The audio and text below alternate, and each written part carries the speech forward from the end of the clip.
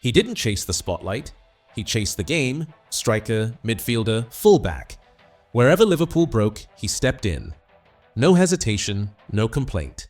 Just one answer. Play me. Geoff Strong didn't ask where. He just made it work.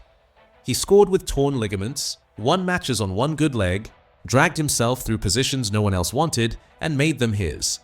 201 appearances, 33 goals, a First Division title, Liverpool's first FA Cup, and one European semi-final won on one leg. He didn't wear the shirt for headlines, he wore it for responsibility. And every time they needed someone to hold the line, carry the burden, or absorb the damage they sent for him. Because Geoff Strong wasn't built for drama. He was built for pressure. He didn't just play in Liverpool's rise, he helped build it. And it doesn't hold without the man who filled every gap. And never once asked to be seen. Subscribe because some names don't need noise. They just need to be spoken of again. He was born in Kirkheaton, Northumberland, 19 September 1937. A town of steel and smoke. No fuss, no shortcuts. You worked, or you didn't matter. Geoff Strong was never flashy, but he was always sharp. Quiet eyes, quick instincts, and a body built to endure what others avoided. He wasn't born into the system. He wasn't scouted at 12. He played when the ground was frozen, when the boots were worn, and the only crowd was the wind. His first club? Stanley United. Non-league. No money, no promise. Just mud, blood, and grit. And yet week after week, he stood out. Scored goals, broke lines, did the work no one tracked. They said he scored 14 goals in just 4 games at one point. Not because he chased glory, but because he couldn't switch off. He worked full-time as a machine tool fitter. Metal by day, football by night. Until someone finally noticed. November 1957. Arsenal came calling. They didn't sign him to be a star. They signed him to see what he had. He made his debut later that month, 30th of November 1957, against Newcastle. And within a season, they knew. Because Geoff Strong didn't wait to be shaped. He brought his own mold. At Arsenal, he wasn't supposed to start. He wasn't supposed to lead. He was the non-league gamble. The working class maybe. But Geoff Strong didn't care what they expected. He only cared about the ball. From 1958 onward, he forced his way into the side not through headlines, but through output. 125 league appearances, 69 goals, no tricks, no swagger, just timing, power, efficiency. He didn't float across the pitch. He hunted space, attacked crosses, finished with no hesitation.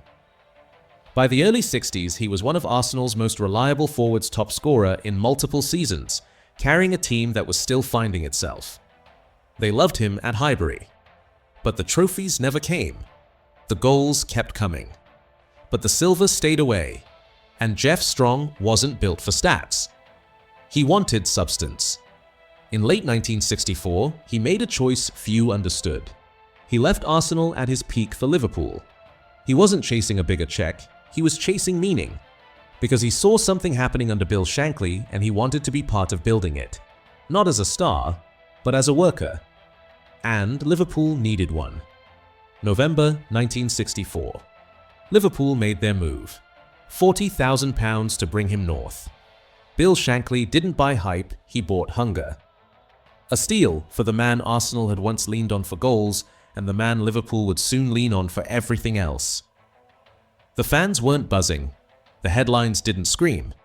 But inside Melwood, Shankly knew exactly what he was getting. He made his Liverpool debut on 7th November 1964, a 1-1 draw away at Fulham. A month later, he scored his first goal in a 5-1 demolition of the same team, this time at Anfield. He wasn't just a striker anymore. He became Shankly's insurance policy. Shankly didn't need to shout about him. He just trusted him anywhere, anytime. Injured midfielder, put in Strong. Tactical shift mid-game, move Strong. He played like systems didn't matter because effort always would. By the end of that first season, he wasn't a new signing. He was indispensable. And Liverpool were just getting started. By spring 1965, Liverpool were marching toward a moment they'd never reached before. An FA Cup final. The club had never won one. Not once in their entire history. And then injury struck. Gordon Milne, a key piece in midfield, ruled out. Big game, big stage, big gap. What the crowd didn't know was that he played through injury that day. Liverpool would later credit him for his bravery in that final. Shankly didn't flinch. He sent for Strong. Because Geoff didn't need preparation. He was always ready. 1st May 1965. Wembley, Liverpool vs Leeds United. Strong didn't play like a fill-in. He played like a solution. Tight game, brutal pace. No room for nerves, no space to breathe.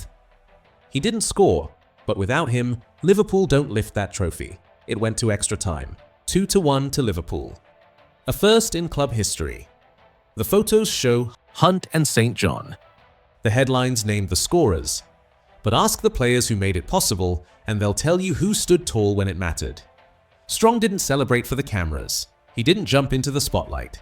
He walked back to the dressing room like he always did, quiet, reliable, done. Because for him, the work was the reward. And Liverpool now had their first FA Cup.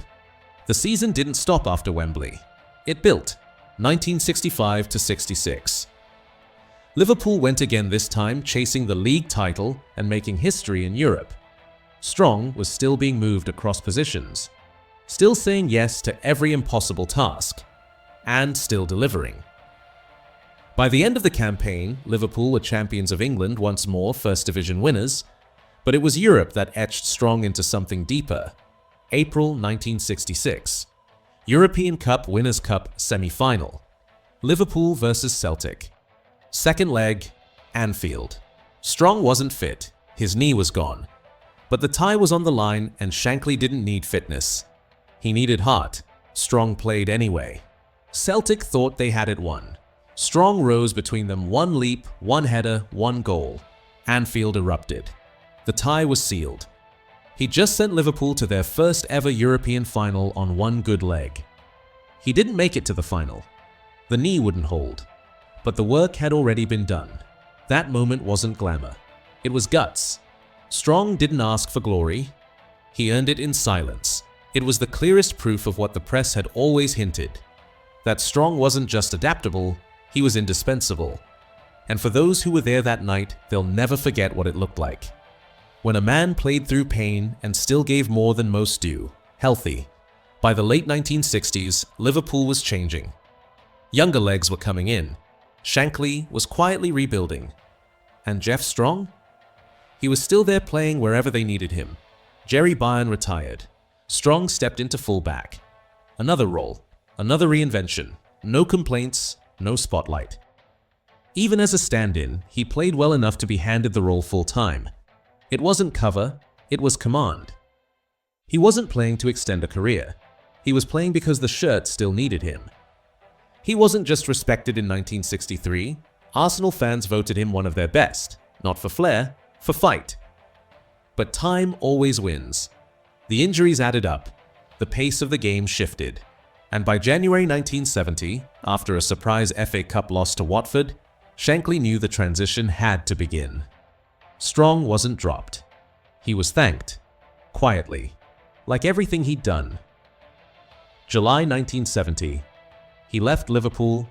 No farewell match, no headlines. Just a quiet transfer to Coventry City for £30,000. 201 appearances. 33 goals. 1 league title. 1 FA Cup. 1 European semi-final, 1 on 1 leg. He left like he played steady, unshaken, and necessary. He didn't beg to stay. He didn't chase nostalgia. He understood when it was time to go. And he gave Liverpool something that doesn't always get remembered in club legends. He gave them stability. He joined Coventry in 1970. No big headlines, no promises, just one more place that needed experience and found it in Geoff Strong. He wasn't there to light the league, he was there to hold things steady. 33 league appearances, no goals, no fuss. Over 350 games, 100 goals, and 1,000 quiet sacrifices no stat could measure. By 1972, he'd had enough. 15 years of professional football, multiple positions, dozens of injuries, and not once had he made it about himself. He walked away like he'd always walked onto the pitch, unnoticed, dependable, complete. After football, he didn't chase cameras. He didn't chase commentary gigs. He opened a hotel furnishing business, ran a pub with Ian Callaghan, stayed close to the game but never needed to be in front of it. He later served as vice president at Bromsgrove School, guiding the next generation with the same quiet dignity. That was Geoff Strong. When the game changed, he didn't ask it to come back, because he'd already done enough. In the years that followed, his name wasn't shouted in documentaries, it wasn't carved into football's golden walls, but the ones who knew, really knew, never forgot. The Liverpool Echo called him an unsung hero who typified the Shankly era, adaptable, selfless, and loved by teammates. Teammates spoke of him like a man you could trust with anything. Managers remembered him as the answer to every problem they couldn't solve on the tactics board. Because Geoff Strong wasn't a headline, he was a solution, a system in boots. A member of Shankly's team, a player they used in every position and one fans called likable, missed, and irreplaceable. A presence that made teams work without ever demanding credit for it. One teammate later recalled the squad of that era: St. John, Callaghan, Hunt, Geoff Strong, Peter Thompson. I will always remember the sound the supporters made. In later life, he suffered from Alzheimer's, a slow, cruel fade for a mind that had once read football like a blueprint. And on 17th June 2013, in a care home in Southport, he passed away aged 75.